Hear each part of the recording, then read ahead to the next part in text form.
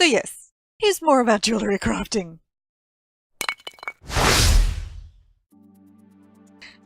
Hello, it's Icy. Yes, I am back with more about jewellery crafting. Literally the last video, as it were automatically posted, I saw that this article was up, but I decided to leave it there anyway. So let's talk about jewellery crafting with reference both to discussions I've had with multiple people on various Twitch streams and on Twitter, and this particular article. So a link in the description below to this article where you can read this for yourself. Let's take a look. So jewellery crafting stations, yes, only available to people who own Summerset. Even if you go and buy one and put it in your house, if you do not own Summerset, you will not be able to use it. So do keep that in mind. Jewelry that you create, for example, if you wanted to create a Hundig's Rage ring or necklace, Hundig's Rage is a 6-trait set. You will need to know 6 jewellery traits to be able to craft it. So you at the jewellery crafting stations, you can create new jewellery, refine crafting materials, so you can deconstruct jewellery that's dropped from Summerset on, not the current stuff. Don't buy old jewellery to deconstruct now. You can research jewellery traits. You can research the existing stuff, so that's okay. You could keep like 3, like healthy, arcane, and robust if you wanted. You can upgrade existing jewellery, so trial dungeon jewellery, you can upgrade that. There are several different base crafting materials: pewter, copper, silver, electrum, platinum. Most people, I would think, this is a really long-term system. There is probably 0 reason to make low-level jewellery at this stage. Like, no point at all, really. The only reason maybe you would make it because perhaps it might help you research faster. If you make it, there's no point improving it, I would think. So perhaps you might make a plain white level basic jewellery. Once again, most people use the, Hundig's Rage as a standard leveling set that people make. It's going to take so long before people can make 6-trait jewellery. It's kind of not necessarily worth it. Perhaps some of the leveling sets will change, so you've got to like ones where you just need to know a couple of traits to level as well. So anyway, arcane, existing trait, you can get it just dropped over the world. You learn the trait on the trait item by refining base materials and possibly with deconstructing existing. Same with healthy, same with robust. So you'll get those just around the world. Protective is a new trait which will come from undaunted chests rarely. That's part of your daily, the trait material is part of the daily dungeon reward. So you'll need to find the ring first to be able to research it. And so that's running dungeons to get something to research. And then the daily rewards will give you the stuff to refine it to actually make it titanium. So the triune one, this is part of the Summerset quest line.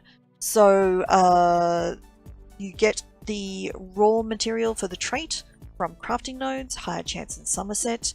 The ring and the necklace to deconstruct to research it are part of the main quest lines. So you'll need to do the main quest to get that one, the triune. So that's health, stamina, magicka, all on the one piece of jewellery. Infused. This is the one I think I might be most interested in. So like other infused items, this increases your increases the effectiveness of an enchantment on a piece of jewellery. So weapon damage, spell damage, health and magicka regens, health, magicka, stamina regen. Interesting. I think this is probably one that I would try and research first anyway. So this comes from the Sigic portals, which are basically the dark anchors in Summerset Isles. So you'll need to refine 10 pieces in order to get it to an actual traitable item. So then we have the Swift trait. which you get from Master Chant. You can get it from purchased from the Master Writ merchants, and you've got a rare chance to get the researchable item when you do the crafting writs, the jewellery crafting writs, which are new. So, Harmony, this is the synergy effectiveness one, which you'll get from doing trials, the weekly trial quests, and maybe the reward boxes. There's no point keeping the reward boxes from current trials. It's only going to start dropping from Summerset onwards. So you get a high chance to acquire the refined form, the weekly trial quest rewards. So do your trials if you can get in. Then there's the Bloodthirsty, which is the execute trait, and its trait material is Slaughterstone from the War Researcher vendor in Cyrodiil for Alliance points. So you can get Alliance points both in Cyrodiil and in Battlegrounds. You're not restricted there. Battlegrounds are also going to be available to everybody who has the base game from Summerset onwards. So you will be able to get these mats. And note that you get the researchable item from the new Cyrodiil daily board quest, not the repeatable one. So there's obviously going to be a new daily quest in Cyrodiil. Very interesting. I'll be really interested to see what that is. And for that matter, depending on what the quest is, how that changes the PvP environment, because it could. So anyway, that is very interesting. So all of these things you can trade with other players. So if you do trials and but you're not really interested in the Harmonize trait, for example, you can certainly trade it. You might do trials, not have Summerset, and so you can trade that trade away. So certainly these things will be worth quite a bit of money. So if you don't have Summerset, you could still very possibly make a killing money-wise by selling these sorts of things. So you'll be able to refine to green, then blue, then purple, then gold. It doesn't say how many things you need, but presumably it will be in the same system where if you've got all of your points into the, this will be your plating's expertise skill. It'll be two green, what do they call it? Platings? Two green platings? Two green bars will get you to green jewellery. Then is it 3 blue to a green one, moves you up a level, and then 4 purple, and then 8 gold. So it's always a very big jump to get you to that last one. So the new passives are Engraver, allows you to get to a specific range, so that will be 5 skill points according to here. So 5 skill points to unlock all of the abilities to craft. Then you've got Keen Eye Jewellery. Presumably there will be maximum of 3 points into that, so up to 8. Jewellery Extraction, which improves your chance to receive materials when deconstructing. Currently on other crafting, that's 3, so now we're up to 11 skill points.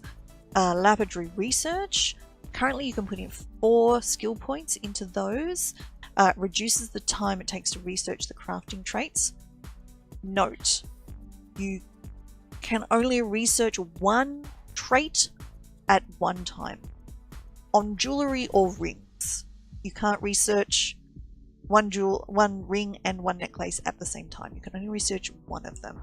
So you're probably going to want to focus on just researching rings on one toon, simultaneously just researching necklaces on the other, eventually getting everything on the one crafting toon. But it is something to think about, is who's researching what, and also who is researching what trait. So you probably want to think about, okay, right, I do want to research infused first, or because I don't want it to take a massive amount of time. So keep it in mind.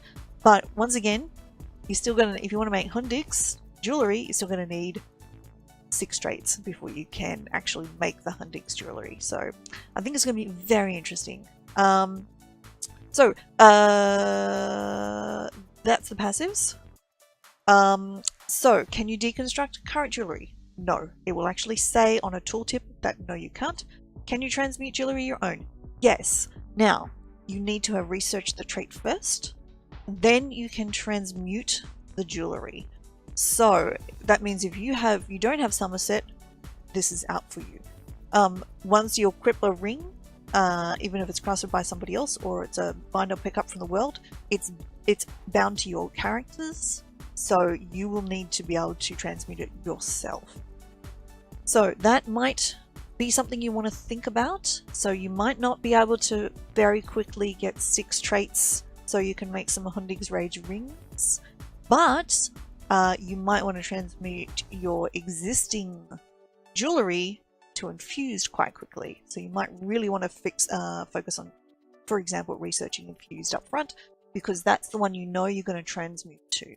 So keep that in mind. Pick what you think you want to transmute. Save your early research slots for those ones as well. Do existing ring sets drop the new traits? No. You will have to transmute to the new traits if you've picked using a dropped ring. So definitely research the trait that you're after early on while it doesn't take too much time. Save the boring ones that you're not interested in for later. So can I become a certified crafter to do RITs? Yes. So near the crafting stations in Eleanor is somebody who will certify you for the RITs. It looks like it will be extremely valuable to do the RITs. You will want to do your jewellery crafting RITs every day, even if you're not doing the other ones. Even if it's only to sell the results, you definitely want to do it. There are chances of master RITs as well. I think they would be very expensive to do and possibly not worthwhile, certainly earlier on. Is jewellery bound to my account when created? No, you'll be able to sell it to other players or give it to them if they've provided you with the mats. There will be intricate and ornate jewellery, so deconstructing intricate jewellery will level that skill faster, which is great.